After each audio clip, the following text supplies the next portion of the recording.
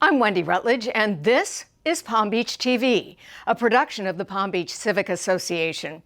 Here's what's coming your way next on this week's Island News. COVID is back. Numbers creeping up in the state of Florida. The Delta variant and the unvaccinated, a dangerous combination. We'll speak with our infectious disease expert and hear from town leaders about this disturbing trend.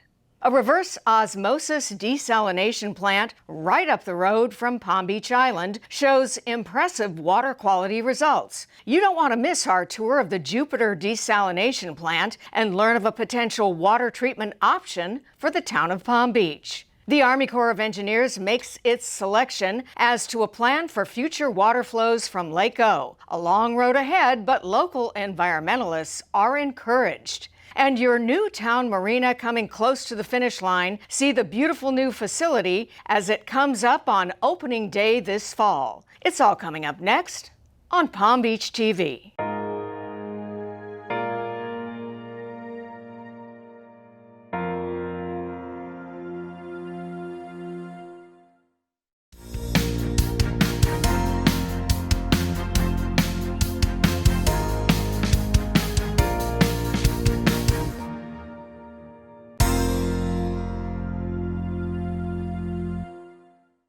Here is a statistic you won't like.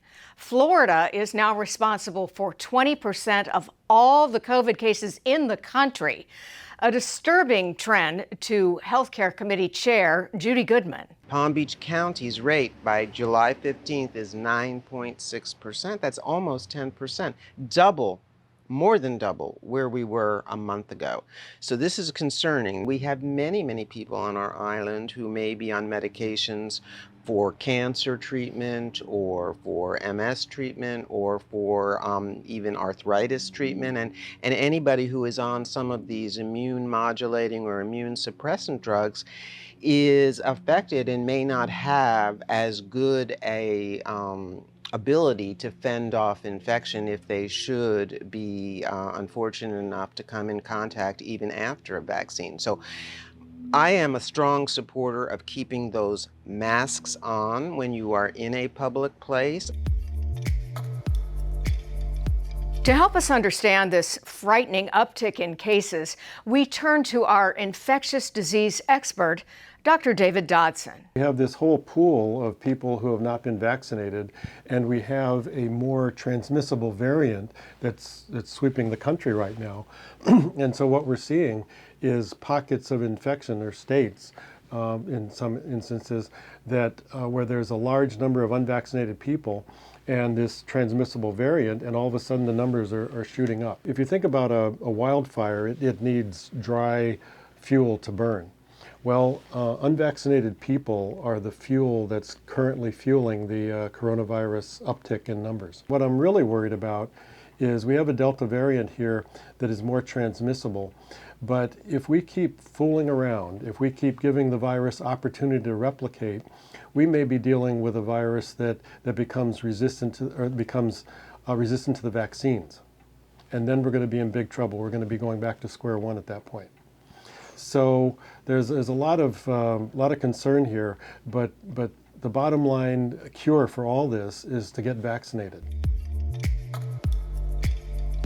With the COVID positivity rate now one of the highest in the country for the state of Florida, Town Council President Maggie Zeidman shares her concern about this disturbing trend. We caught up with Council President Maggie Zeidman on a family vacation with her grandchildren, kids with firsthand experience with COVID. James, what was really frightening about coronavirus? When I've been hearing people on TV dying, getting really sick, it scared me. I thought,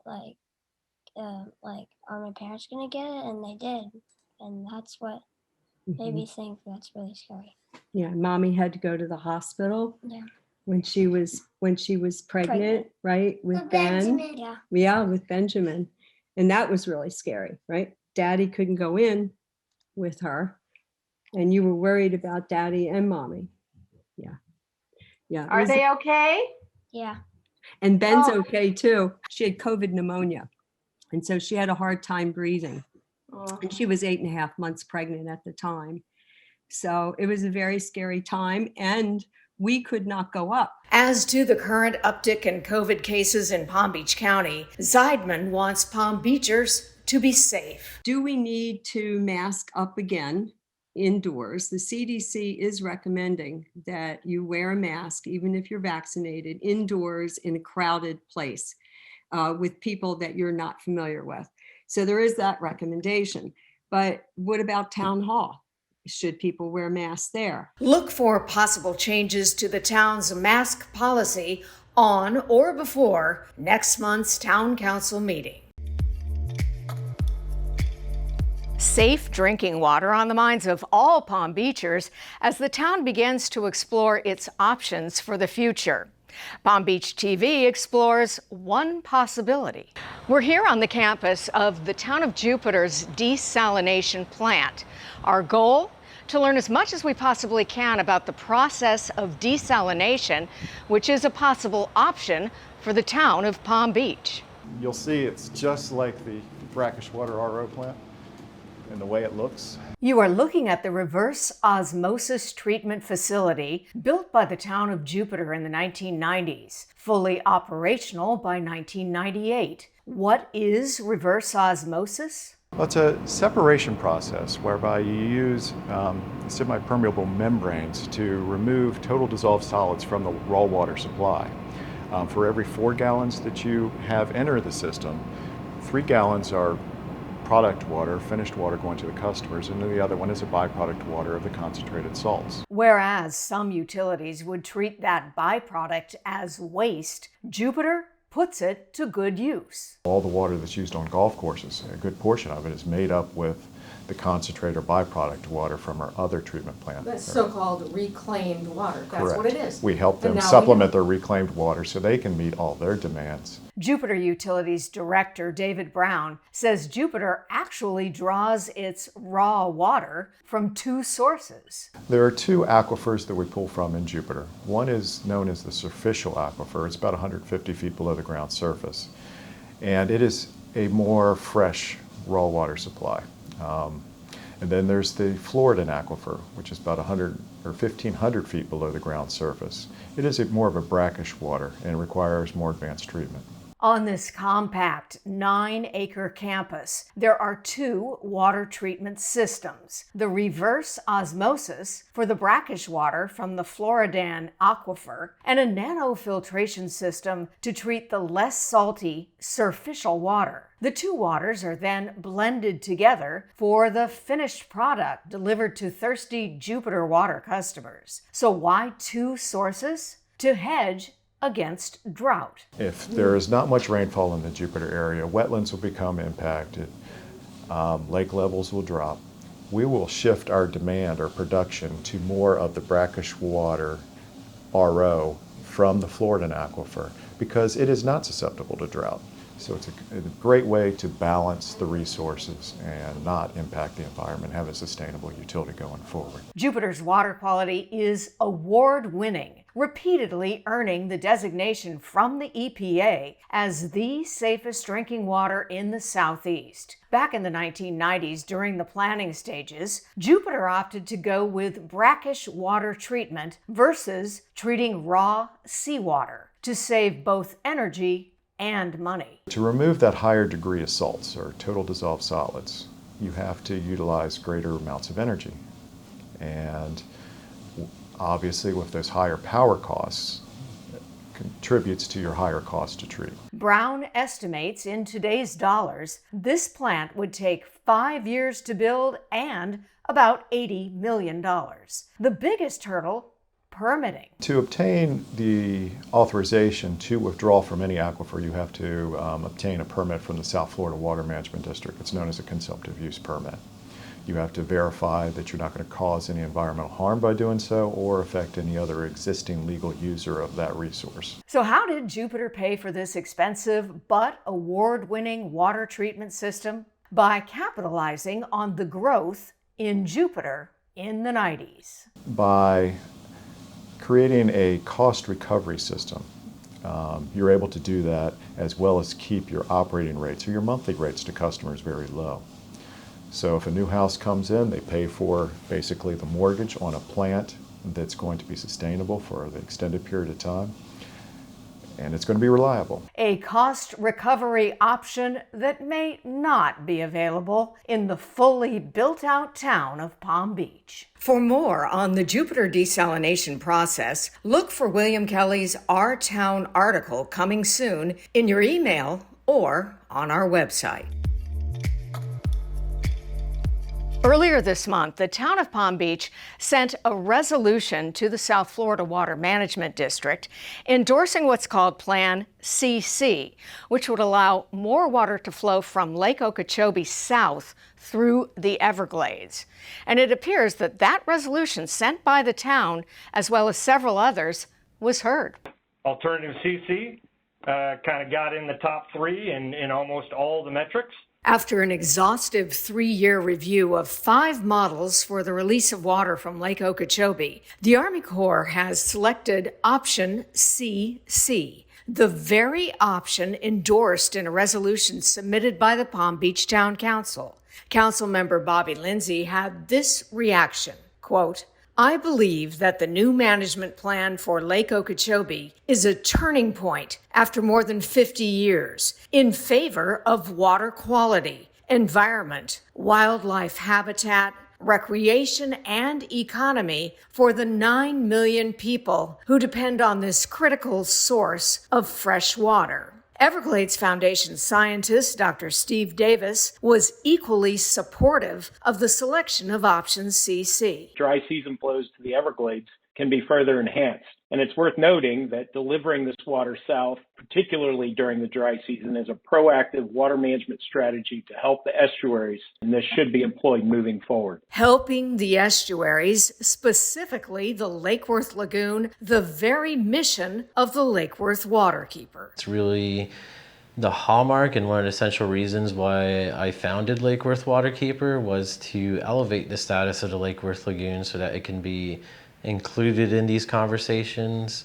More often than not, before the Lake Worth Lagoon and its watershed was really an afterthought or a footnote, and this time that's not the case. This early selection of option CC to determine where and how much water flows from Lake Okeechobee appears to have best satisfied the Corps' 4 objectives: public health, navigation and recreation, water supply, and lake ecology. Next step, to refine or optimize option CC. Starting from CC, what we will be asking for is what performance area are you looking to improve and what are the trade-offs? Among the improvements environmental groups like Lake Worth Waterkeeper would like to see: lower lake levels. Lake Okeechobee needs to be kept lower so that we can bring back habitat and that subaquatic vegetation.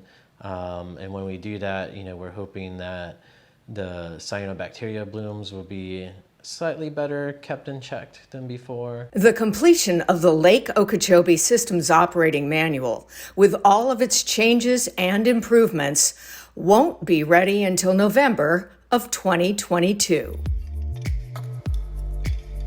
Last but certainly not least, a peek at the brand new gorgeous marina on the cusp of its debut.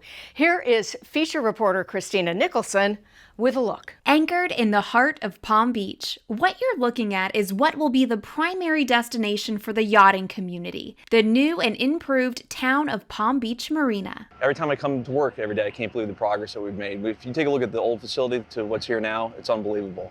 And how fast it's going in as well. Even though it seems we've been closed for a while, or we have been, it's really amazing to look at. We sent the Palm Beach TV drone into the sky to give you a bird's eye view of what will be 84 state-of-the-art slips. But it's not just what you see here that's being transformed. So is the marina's branding and website. You know in your mind what you want this look and feel to be, but then to see it actually come to life via illustration and also the creative messaging, it was quite an accomplishment for our team. A new logo and a photo shoot that took place over nearly 3 days helped showcase things like the concrete floating dock and expanded shore power for boats up to 294 feet. It's a very small target audience you're trying to reach. You have to have a brand that can reach that audience. So everything from our marketing plan and advertising buys to how our digital ads will look to just the overall look and feel. It's like the marina has a personality for these type of client that we're trying to serve. And we want them to get that feeling just from looking at our logo, from experiencing our website and the interaction for the user, that's what they're going to feel when they come here and step foot on the property and become guests of ours and stay with us. So the workstation right here, another workstation right here. Mike Horn, the town dockmaster, gave us a tour of his future office where he will enjoy luxuries like hurricane impact windows and air conditioning, something new for him, and lots more, looking for front row access to Palm Beach. Yesterday I was talking to some people that were leaseholders, and they're coming back, and they can't believe the progress that we've made. This $40 million renovation is set to be complete and opening up on November 1st. For Palm Beach TV, I'm Christina Nicholson reporting. That is it for Palm Beach TV. We thank you, as always, for watching. And if you enjoyed this newscast, please forward the link you see below to a friend. Or you can follow us on social media. That would be Facebook, Instagram, and Twitter. And we will see you next time on Palm Beach TV, a production of the Palm Beach Civic Association, where membership matters.